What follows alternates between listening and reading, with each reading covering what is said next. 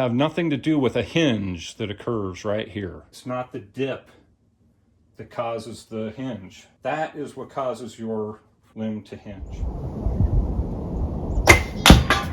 Here's a collection of self bows, guys, and the intention here is just to kind of show different builds and really discuss something that has made itself prevalent on some of the social platforms, most specifically Reddit, the our Bowyer Reddit. There have been some conversations over the last several days with regard to fades, right? The fades of a bow and how they either work with or work for or work against having too much bend, like right outside the fades of your bow, and having what would essentially be hinges right outside of the fade, right? And that's really the bigger issue, is when it comes to tiller, having way too much bend right outside of your fades. And that is one of those maladies that's kind of classified as a new bowyers affliction, that new bowyers tend to hinge right outside of their fades. I'm going to discuss a little bit about how fades work in your bow construction and how to avoid those hinging areas right outside the fades. And some of the conjecture that was tossed around on those forums was the notion of the fades being too abrupt for a self bow, right? Like there's a difference in fades for self bows versus modern bows, whatever modern means.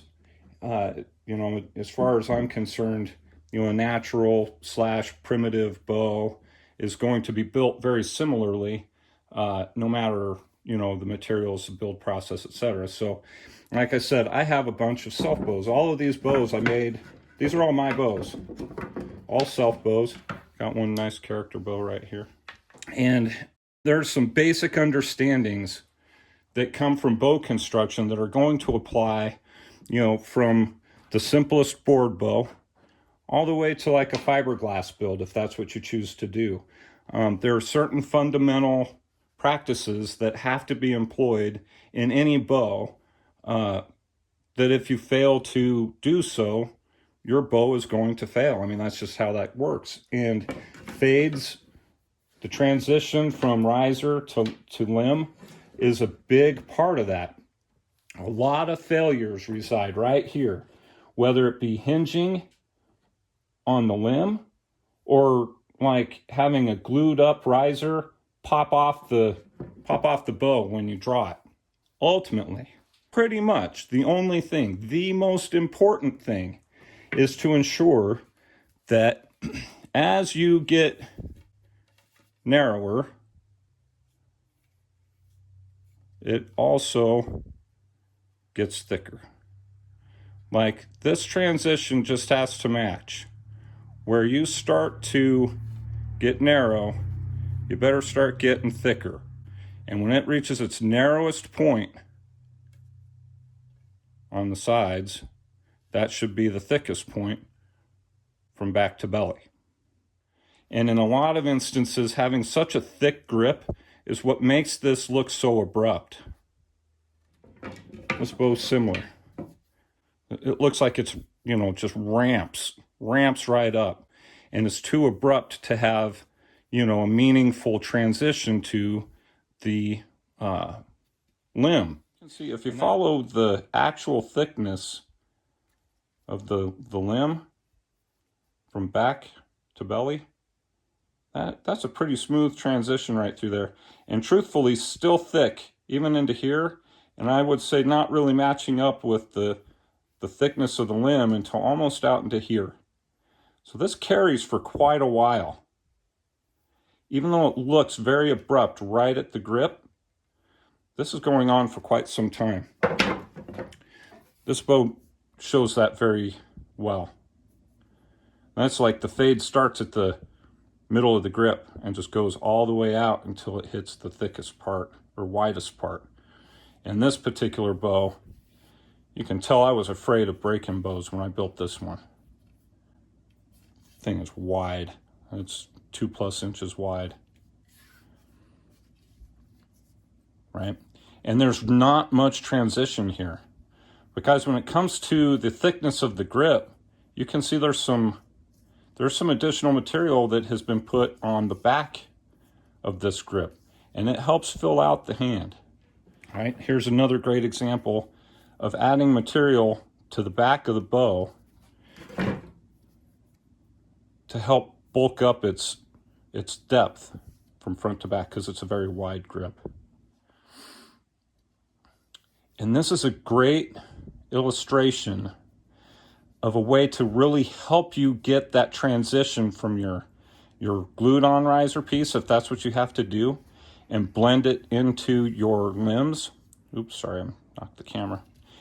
And you can see that I'm taking material off more towards the edges, but keeping it thick right through the center here. So creeping up on that transition on your edges, and then working out the flat spot. So here's the transition that we're talking about. It's right through here, right? And how the fades play into the overall tiller of your bow. And the contention is that newbies tend to have an issue with hinging right outside the grip due to the shape of their fades. And guys, the shape of the fade is not what's causing the problem here.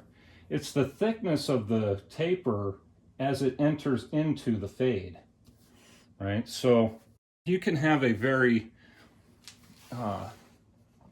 slight transition and still hinge through your grip, right? The key here is that we manage the thickness and depth ratio right here for the good of the grip, not for the shape of the tiller, right? That's where I think the confusion sets in with what your handle looks like and what your limbs shape looks like. This is that white oak self bow that I was talking about or showing you. So no laminations, no craziness. There is a rawhide back on there, but nothing nuts about the construction of that, and a pretty significant, what I would consider to be a significant fade on that bow. If you are making laminated bows and you come across something like this, where you can see this is abrupt, very abrupt, and it comes to a flat surface, the whole thing. Like, this is one of those grips that you would think's just going to blow right off, and or hinge right here at the grip. And this is where the use of power lambs comes into play.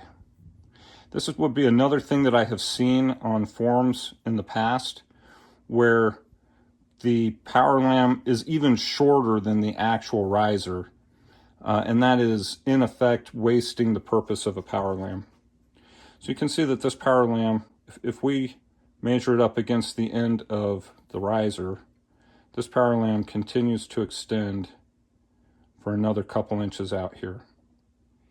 In effect, this riser comes down to the belly and continues to fade out into the limb for the length of the power lamb. That's why you can do this on these styles of bows. With a power lamb, the thickness of your belly essentially is already built in. It's built in on the front, well, belly or back side of the bow, sorry.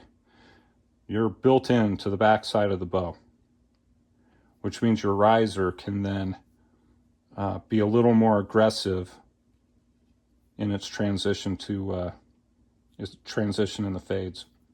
And this is an extreme case right here, guys. Here would be a great example of a long fade out. And not only does the fade go into the belly wood, but it's compensated additionally with a very long power lamb. Like, you don't experience full bend in these limbs until right here. Like, it bends less and less and less and less to the point where it basically doesn't bend at all, and then the riser's there. Here's a good example of what looks like a very steep transition. Here again, power lamb.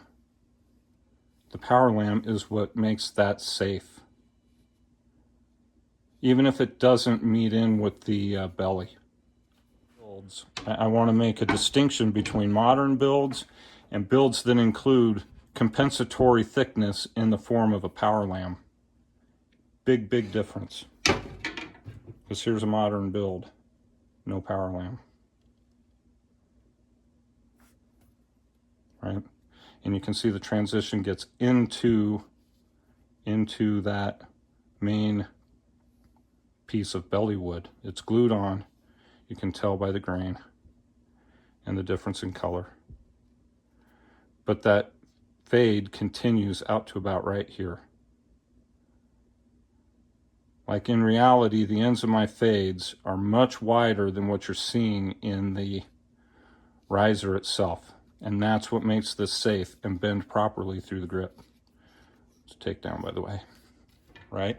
The key here is width has got to be matched by thickness.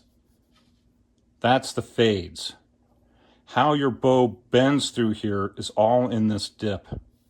And you want that dip to move well out into the limb. This is the fun one. This is that very, very short risered bow. Bamboo hickory. You can see how, even though I've got a very abrupt fade out right here, that it doesn't translate into the shape of the limb. We still have a very smooth transition right here, and that is aided by the length of the power lamb, which ends right here. So I'm in fact getting thinner to this point with the aid of a power lamb. And then my taper, of course, on the limbs continues out like this. So when we start talking about modern builds and more traditional or self-bow builds, this is just where you can actually physically see the element that's giving you the thickness at the transition.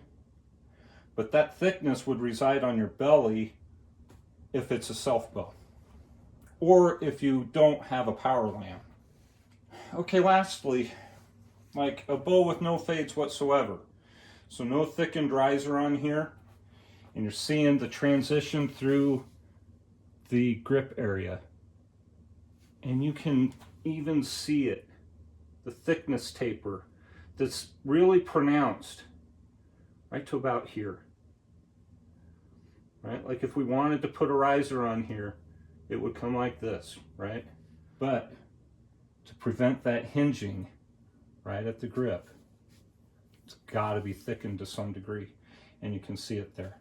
It's not the dip that causes the hinge. It's the thickness of the grip that makes the dip look extreme.